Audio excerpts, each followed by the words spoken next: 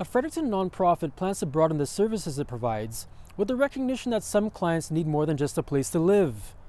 The John Howard Society of Fredericton plans to construct a facility that includes residential addiction treatment beds and transitional housing. It would be a first-of-its-kind facility for the organization.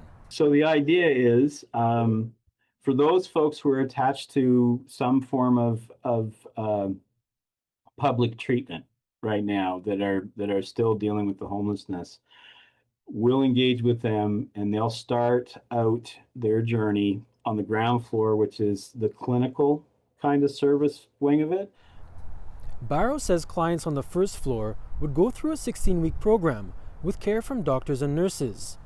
Once done, they'd be moved to the second floor, which will comprise transitional housing units where clients will get support from social workers.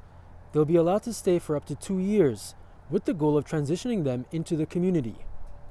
Barrow has worked for the John Howard Society of Fredericton for about 30 years.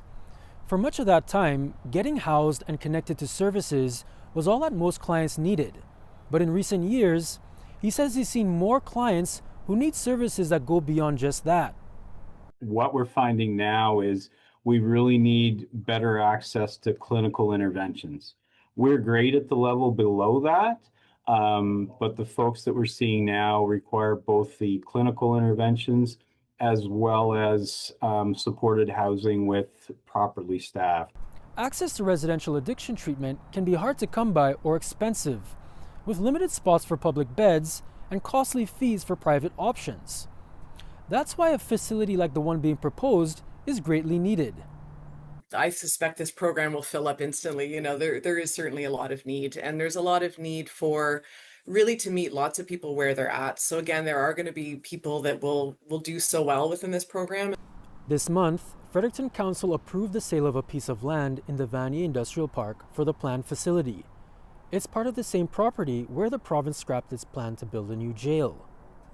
Davidson at the time spoke out against the jail proposal, arguing the money would be better spent on housing and addiction treatment.